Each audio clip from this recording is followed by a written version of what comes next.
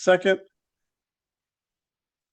Welcome to Networking Unleashed, Building Profitable Connections, the show where we uncover how powerful relationships drive powerful results. I'm your host, Michael Forman, and today we're diving into the intersection of leadership and networking. Two forces, when combined, can transform careers and organizations. My guest is an expert in leadership styles, leading change, and developing the skills that separate good leaders from great ones. We'll explore how leadership style shapes the way you connect, how to use your network to navigate change, and why the best leaders are also the best relationship builders. If you've ever wanted to expand your influence, guide people through transition, and build a network that works as hard as you do, this conversation is for you. I'd like to introduce to all of my listeners Paul Thornton, and he is the expert that I am talking about. Paul, how are you? Welcome to the podcast, and give us a little bit about your background. Okay, thank you, Michael, first of all, for having me on. I have worked roughly 20 years in a large corporation. I worked in a variety of settings. I was on the leadership team in several profit centers within this company. So I got a firsthand look at the way leaders operated and made change happen and built teams and managed performance and things like that. And I also have about 20 years working as a professor at a university or college teaching management and leadership. So I have a lot of the theories of leadership and also some actual practice being a leader. I've had people reporting to me. I also coached a hockey team for 4 years. That gave me some real life leadership experience. And also, I always say being a parent or grandparent is also a leadership role. And so that's another angle to look at it. You're absolutely right. Being a grandfather myself, I understand that wholeheartedly. Mm. And that, of course, adds to your practicality of your leadership roles because your leadership roles with your grandchildren and corporate may be slightly different, but you have to attack it the same way. Mhm. Okay. So, how does a leader's style influence the way they build and sustain professional relationships? I think leaders are always looking at two things, the task or the work that needs to get done, and the relationships that they need to build to make it happen. So those two things are really important. But I think leaders build strong, positive, engaging relationships with people to start with. They get a chance to understand the person, the goals, their ambitions, their wants and needs, and then they manage them or lead them in a way that connects to what they want to achieve as well as what the company wants to achieve. So they try to weave those things together and make it happen. I think leaders, too, they're always building their network so when they have needs and problems that arise down the road, they have a group of people they can contact and say, I got this problem with a demotivated person. What would you advise? Or what would you do in this situation? So their network helps them provide advice and guidance and ideas. You might not always agree with someone in your network, but you can get some ideas from them about, who knows, strategic planning, building teams, merging with another company. It depends on the situation, obviously. Yeah, that's true. You don't want yes men around you.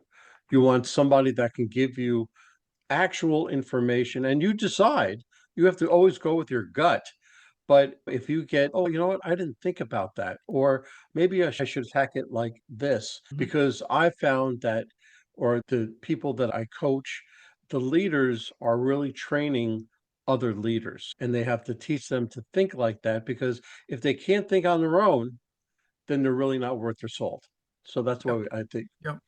okay, so in times of change, What role does networking play in helping leaders guide their teams and organizations effectively? I think the first thing in leading change is you have to diagnose the current situation, what's happening, what's working well, what are the biggest problems, what do the numbers tell you about what's going on.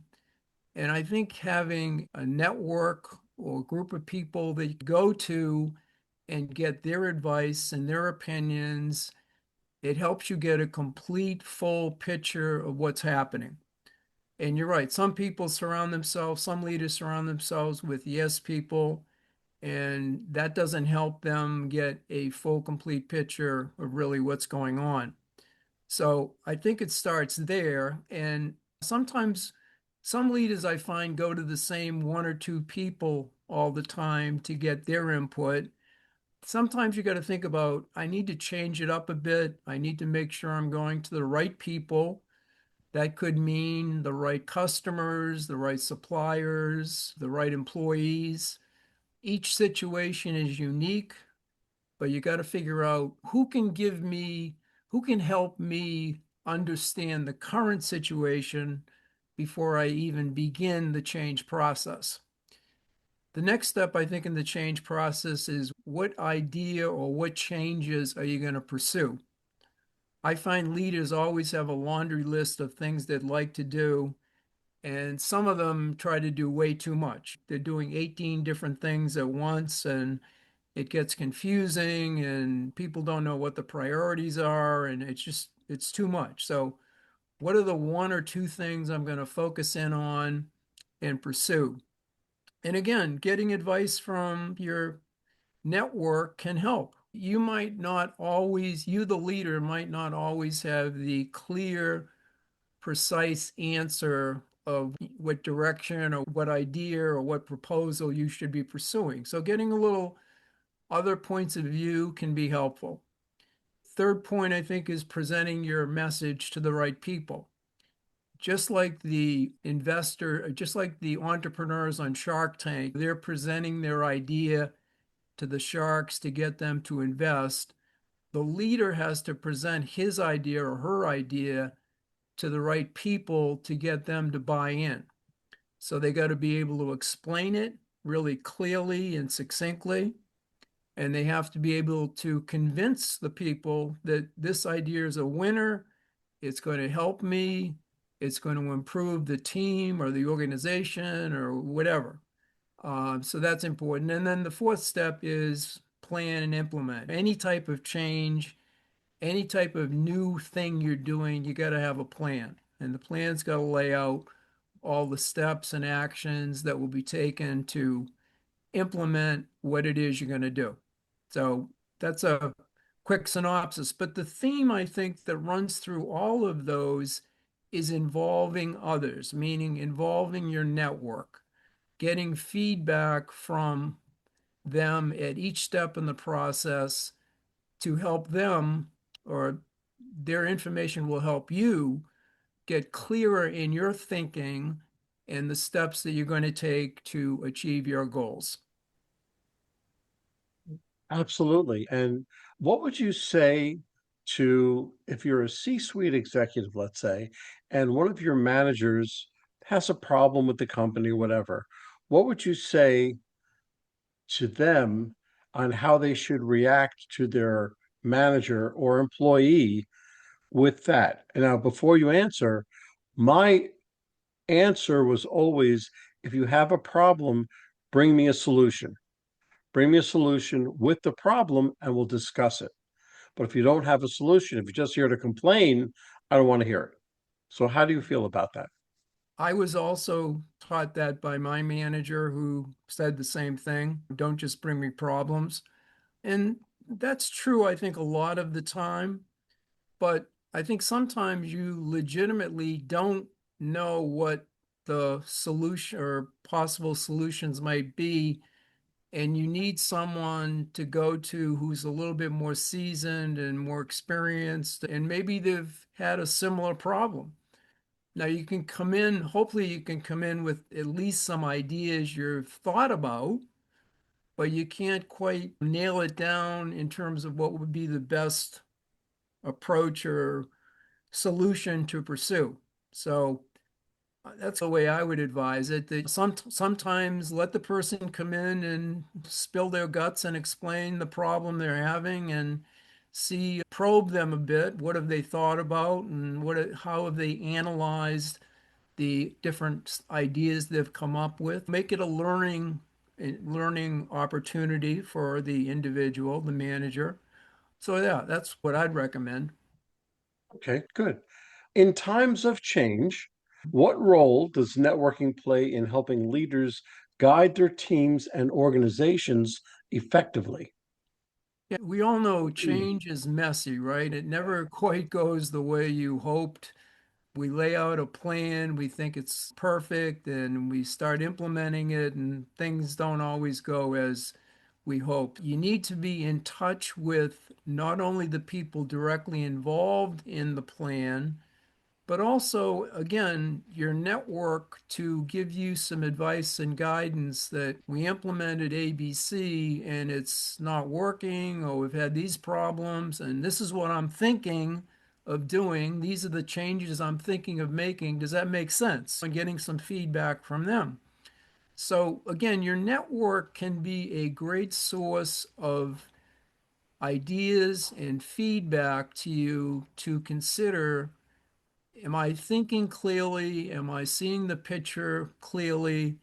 Do I need to make some adjustments that I'm not aware of? So that can be very helpful to the change leader. Absolutely. Absolutely. And you rely on your network to help you sort things out. Of course, the answer, you always have to answer it yourself, right? You Mhm. always have to Yeah, go I with your agree. gut and everything else, Yeah, but it's good to hear it from other people. right. Can you share a story where where a leader's network directly helped them navigate a major transition or challenge? Let's see. I was involved in a pretty major change initiative at the company I worked at. We were introducing continuous improvement philosophy into the operation. Now, this goes back 30, 40 years ago. And there was an outside consultant that group that was hired to lead the training and the actions and what have you. And there was a senior leader who was driving this change throughout the company. Now, this is a big company, 20,000 employees, so it wasn't a small deal. And there was lots of training going on, lots of new process changes were being implemented and what have you. And I would say that the efforts to make this happen, I would say the change leader did a lot of networking and consulting with a variety of people to get their inputs and their ideas to understand how's it going? Is it working? What metrics are we tracking the right metrics? What do we need to change to make it even better? So there's a lot of outside input. Again, not that everything was accepted and taken verbatim. Like you said, Michael, you got to trust your gut and you got to have a sense of, is this going the way I had hoped or wanted? And having the right metrics you're tracking to assess, are the results going good? But that was an example of using a broader network to solicit their input as well as the people directly involved. I think that's really important. I have seen some change initiatives where once the plan gets formalized, the senior leader who wants the change to happen isn't as active or involved as he should be. They disappear and they think it's going to take care of itself. And again, it doesn't. There's lots of little things that come up and people get discouraged. And the other thing is, we're trying to have people change to new ways while they're still doing their old ways of working. Their plates are already overflowing, and we're giving them yet one or two or three more tasks that they have to learn and do. And they're like scratching their head like, I'm stressed out. I can't take on anything else. I just can't do it. So the senior leader needs to be aware of that and make Right. adjustments and change the plan as needed. And it's dynamic, but they have to stay close to the action, I guess is what I'm saying. That's true. They can't forget where they came from. Yeah. That's the biggest thing. All of a sudden, they get to a position of power, and they're like, "This is the way it is, and that's it." And Mm, forgetting completely that all of these people have jobs, and they mm, everything is on their plate now. So mm, when you're adding to it, what are you really doing? Are you taking away from the other tasks at mm, hand? So you really have to take all into consideration. You're mm. absolutely right. Yeah.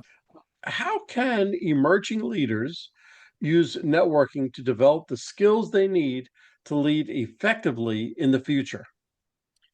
I think to develop your skills, I think it's a lifelong journey.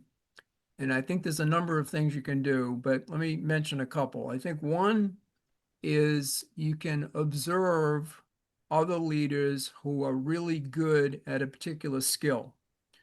For example, when I was early in my career, there was one particular manager who was outstanding at running meetings. So every time I went to one of his meetings, I would make a point to study him, what he did, how he ran it, how he facilitated it, when he made decisions, how he involved the group. So my point is observing other people, other top performers, I should say, is one way to get ideas and techniques that work, and you can think about how do I incorporate that into my approach. Having a mentor. Now, I find if you have a big network, in that network, you can identify one or two or more people who have accomplished what you want to accomplish, and you can approach them and ask them to be your mentor and have a one-on-one relationship with that person, and again tap their brain and what they've done, and they can give you again some valuable advice and guidance on how to handle different situations and how to be more effective and things like that. In general, using your network, if you have a good network, you have some people that have expertise in certain areas that maybe you're not as strong as you'd like to be. For example, I'm not great in AI. It's a new thing coming on.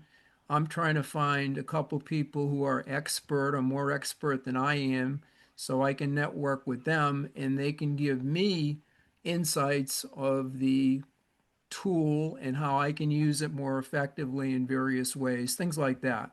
So, using your network to tap into the various skill sets that they may have can be a plus to develop your skills. Also, getting feedback. We all need feedback on to improve. So, asking someone in your network, hey, you're coming to this presentation I'm making on Tuesday. Would you observe me and focus in on how many effective questions do I ask during my presentation?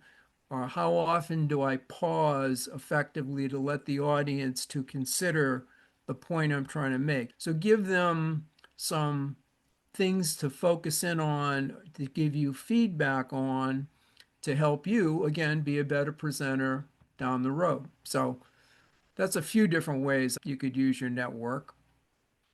That's so true. And just going on the point of having a mentor, is so important. And really, no matter what level you're at, if you're at a low level management leading, you need a mentor to help you through it. If you're middle management or even a C suite executive, it's always good to have a mentor because you need to throw some things at him and say, what about this? Did I do this right? Or could I do Yeah. it differently? Or is there something that I'm missing? I mentor two people, but I Mhm. also have a mentor because everybody always needs a mentor, Mhm. everybody. And the more you can get. Now, where AI is concerned, I had no idea, but I began writing. I connected with somebody who had an AI company, and I'm writing an article for him for AI and networking on three different platforms. So I do that every week. And I'm finding that the more I write for AI, the more branding I'm getting. I'm not necessarily getting a customer or a client, but Mhm. I'm branding myself. So I'm using AI in that way. Mhm. But yes, you need that point of view that isn't not necessarily like yours, but someone who you can throw something like, did I do this right? Or can I do this better? Mm, And an ongoing relationship like that. mm, Yes, mm, it's very mm. important. Do you see certain leadership styles being more effective at building trust and influence through networking?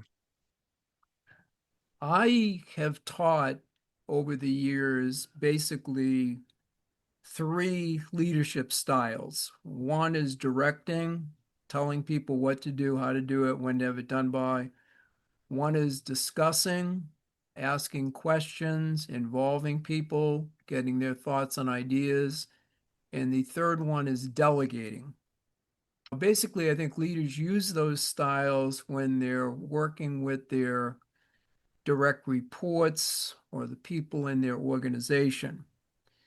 Now, would you use those styles when you're networking? I think when you're networking, basically you're discussing, you're asking questions to get their thoughts and ideas and approaches they would use. If you're a mentor, you might be delegating to your mentee, telling them before our next meeting, I want you to do ABC and come to the meeting and we'll discuss it. Directing, not so much would be used, but I think trust is something that develops over time. And I think it's basically being true to your word and doing what you commit to do and being present and focused on helping the person improve and providing them the best advice you can give if you're the person that's being asked for that advice. So I don't know, that's rambling, but those are some thoughts on trust and leadership styles. I don't know. What do you think? Well, what I think is it really depends on your role within the company Yep. or your own company. But the most important thing is A, you have to be present, you Hmm. have to be authentic, Mm. but you have to come through with what you said you were going to do. Yeah. Because once you don't do that, you lost all that trust. With the networking, it's know you, like you, trust you, they'll do business with you. Yeah. And to know you, everybody knows you, like you're a very likable guy, but that may narrow the scope down just a little bit. But that Mm. trust factor is so important. And how do you attain that trust factor? So you have to come through with what you say you're going to come through at a minimum. Mm. You always over deliver. Yeah. So you always over deliver, you always come up with that at a minimum, but you're always a true leader doesn't just delegate the information, just close their eyes to it. Yeah. There's got to be some feedback, Mm. and Yeah. you I what think however you deal with the feedback, that's up to you. But that's my take.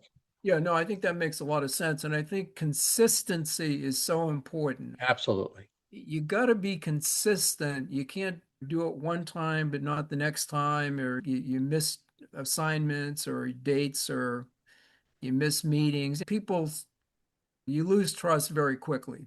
You can lose Yes. it very quickly. Yeah. Yeah, it takes over time how to attain that trust value. Yeah. I was in the military, and they always told us you get 1,000 attaboys. You did a great job. You did great. It's great.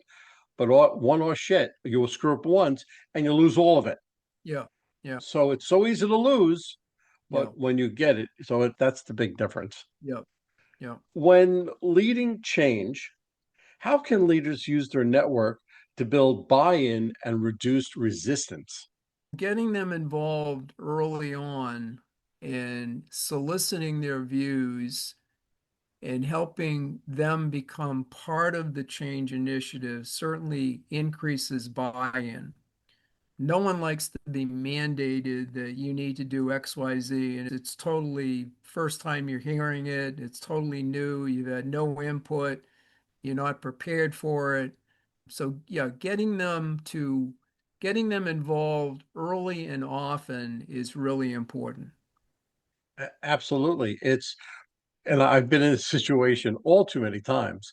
But if you get the people, when you delegate or when you give them responsibility and you take their feedback, but you actually implement some of the items that they suggested, then all of a sudden they have a new, renewed feeling about the project Mm, or changes, mhm, and they feel more of a buy-in, mm, and you get a lot more out of them when yeah. you get it. And sometimes explaining why you didn't accept maybe one of the points or one of the comments they had is also valuable. So they understand Absolutely. why you didn't do XYZ that they recommended. There may be a very legitimate reason for your thinking and why you didn't accept that particular idea. Yeah, it's the days of when a boss, I have a big distinction between a boss and a leader. And a long time ago, it's like in the 50s and 60s, even part of the 70s, the boss would say, "You do it this way because I said so." Yeah. And "I said so" doesn't fly. It may be totally legitimate reasons. You can explain that to them and say, and they might say, "Oh, you know what? I never thought about that. You're right." Give them that little bit of a buy-in and Mhm. have them understand what's going on. What's one networking mistake leaders make when trying to expand their influence? One mistake that they make. Yeah, one mistake. I think some networking to me is a this reciprocity. You have to give to get. It's not just one way.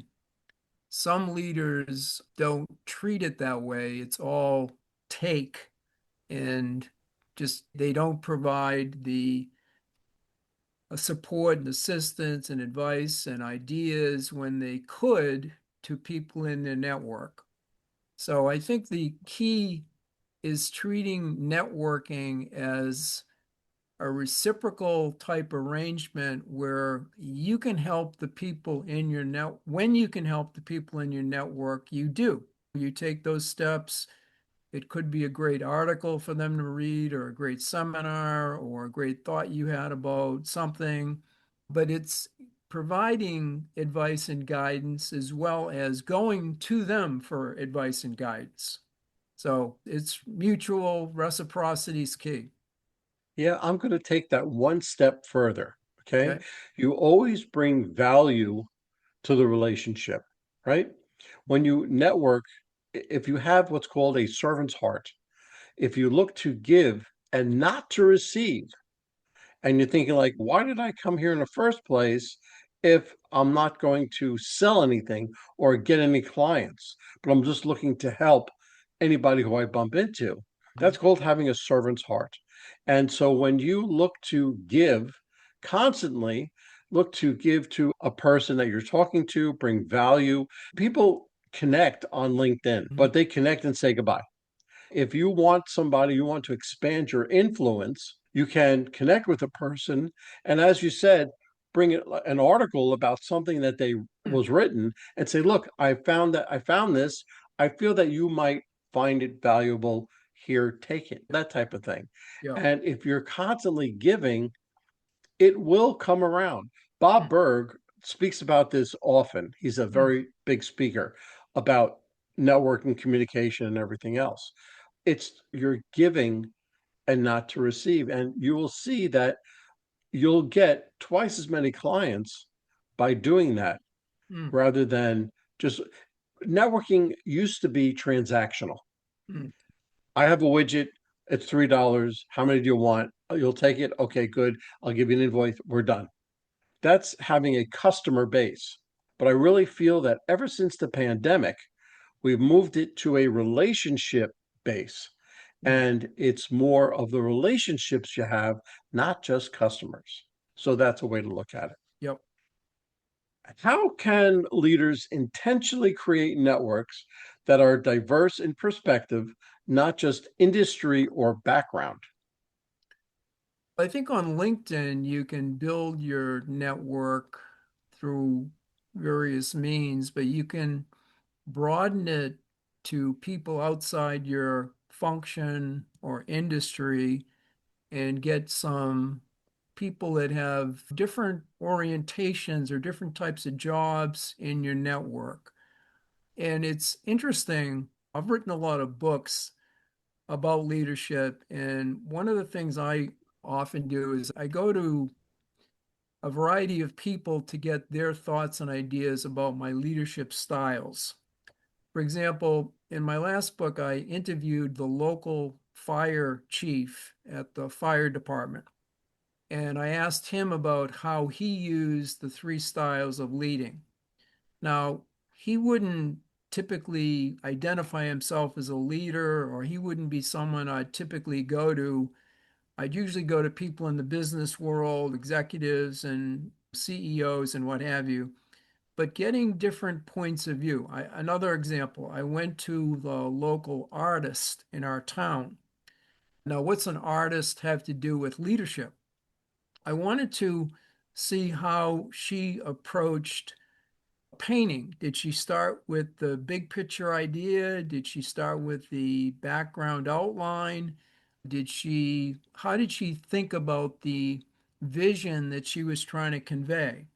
My point is going to different people that are not typically in your industry or function can be very interesting to see how they view the problem or issue or question you have. So going a football coach is going to give you a different view than a policeman or someone who's into the arts or a comedian. One time I taught leadership, and I one time invited a comedian into my class to talk about how does he engage the audience? What does he do to connect with people? And again, you get some interesting ideas about, oh, I never thought of that, or that's interesting that you would do that. So I'm rambling again a little bit, but broaden your views and include people outside your immediate domain to increase the diversity of ideas that you might come up with and might help you see it from a different point of view. You're absolutely right. And by you going to all these different types of people, different types of leaders, because they're leaders in their own right. Yes. Yeah, and you're getting the input from all these different directions. But I find it most the comedian, when you brought the comedian in, Mm, and public speaking and comedians have a lot in common, mm, right? We're always timing everything. We're mm, always waiting for that pause that you wait for the audience to respond. That's keeping everybody in check. But you get from all these different sources. I'm my military background, thinking about my leaders from behind. Some were like strictly military, and others were like business minded, and they talk about you and everything else. Their orders usually, whatever they said, that was it. But some explained, some didn't explain, some told me what to do, some explained what I had to do. Various different people, very different ways. You mm. get much more out of it. And I Mm. understand that 100%. In your experience, what daily or weekly networking habits separate good leaders from great ones? I think the great ones, the quality of their network is different. I think they have people who have excelled, some people that have excelled in their field. So they're getting top information from those outstanding individuals, let's say. I think people that have a good network, but not a great network, they have a good variety of people, but they might maybe could broaden it a little bit more, or maybe they could include a few outstanding people, or a few people like we were talking about before that have excelled in different domains that would be of interest and they'd gain some new ideas from. So I think that would help. I don't know if that answers the question, but that's what I think about it. Good enough. Okay, let's bring this podcast full circle. If you could give one piece of advice to leaders looking to strengthen both their leadership and their network at the same time, what would it be? Take time to make your network a priority. Think about who is in your network. Who do you go to on a regular basis? And maybe how do you need to change it up a little bit? Who should you or who could you include in your network that would give you valuable, candid, honest feedback or advice? So, in what ways can you enhance your network? I guess that's a good way of thinking about it. And that's something we probably all need to be thinking about on a regular basis. And if you do that, you're broadening your source of information, source of ideas, and source of feedback on things that you're attempted to do or want to do and that type of thing. That's really good. I want you to think about one additional thing that I don't want you to think about your network, right? You think about how expansive how broad your network is, but that's really not your network. You have to think about whose network are you in? So Mhm. if you change that way of thinking, say, okay, look, they're in my network. I connected with them and everything else, but who am I in? Am I in whose network? Yep. And that will really give you the best answer. Paul, I have to tell you, this was great. We had a great conversation. You had so many points to remember of leadership and all the different aspects of it. It was great. If somebody wants to get hold of you, what's the best way? I'm pretty active on LinkedIn. I try to write something there 2 to 3 times a week. I've written 28 books on leadership. They're all available on Amazon. The ones that I highly recommend are Leadership Styles. I think that's a really great book. The Leadership Process is another good book. And the one I most recently wrote was Add Value, Improve the Status Quo. So my books are good sources to expand on some of these ideas and see what you think. And they're all inexpensive. They're not going to break your bank. They're like $4.99. So they're inexpensive and they're a quick read. I'm a big believer in getting your big idea out there succinctly. My books are typically 50 to 70 pages long, so it's not a 300-page manual you got to get through. And I think the feedback I get, the ideas are practical and usable and help people be more effective leaders and add value, make a difference. So that's what I would say. Paul, thank you very much for coming on the podcast. It was great having you, and I look to speak with you again. Thank you, Michael. I appreciate being on, and let's do it again and down the road a few months. Sure. Well, hold on, folks. Don't go anywhere. Let's hear from our sponsors. David Neal, co-founder, Revved Up Kids. Revved Up Kids is on a mission to protect children and teens from sexual abuse, exploitation, and trafficking. They provide prevention training programs for children, teens, and adults. To learn more, go to revvedupkids.org. Henry Kaplan, Century 21. When it comes to making the biggest financial decision of your life, leave it in the hands of a proven professional, Henry Kaplan. Henry is a global real estate agent with Century 21, celebrating his 41st year in business. No matter where you're moving, Henry has the right connections for you. You can contact Henry at 561 427 4888. A huge thank you to our guest for sharing such incredible insights today. And of course, a big shout out to you, our amazing listeners, for tuning in and spending your time with us.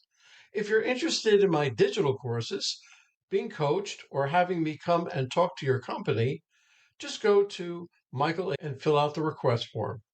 Remember, networking isn't about being perfect, it's about being present. So take what you've learned today, get out there, and make some meaningful connections.